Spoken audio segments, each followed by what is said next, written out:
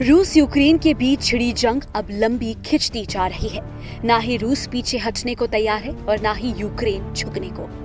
ऐसे में यूक्रेन में हर जगह भारी तबाही का मंजर देखा जा रहा है। यूक्रेन की सड़कें वीरान हैं, ज्यादातर लोगों ने पलायन कर दिया है और जो रह गए हैं वो अपने घरों में छिपने को मजबूर हैं, जिसके बाद खाने पीने की भी कमी होने लगी है।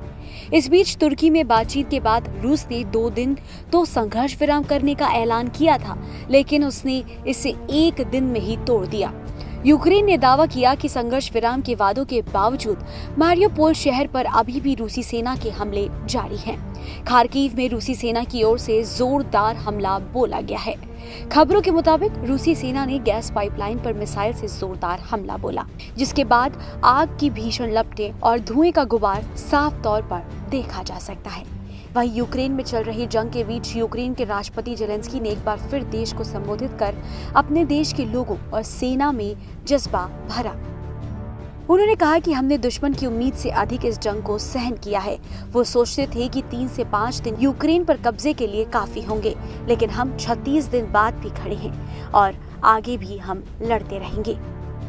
रूस और यूक्रेन की जंग का असर भारत पर भी देखने को मिल रहा है। जहां एक ओर रूस सस्ती कीमतों पर भारत को तेल उपलब्ध करा रहा है, तो दूसरी ओर अमेरिका जैसे देश भारत के रूस से तेल लेने के फैसले को गलत ठहरा रहे हैं। 2 दिन के भारत दौरे पर आए अमेरिका के डिप्टी NSA दलीप सिंह ने भारत को चेतावनी दी है। उन्होंने कहा कि रूस पर लगाए प्रतिबंधों का उल्लंघन करने वाले देशों को भी गंभीर नतीजे भुगतने होंगे।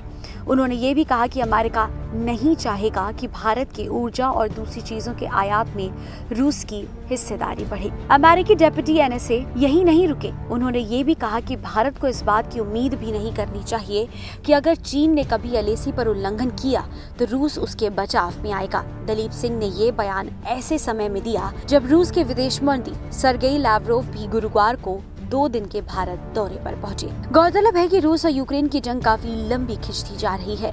ये जंग इतनी लंबी खिंचेगी ये किसी ने नहीं सोचा था। रूस पर दुनिया के कई देशों ने दबाव बनाने के लिए कई प्रतिबंध तो लगाए, लेकिन रूस ठस से मस नहीं हुआ।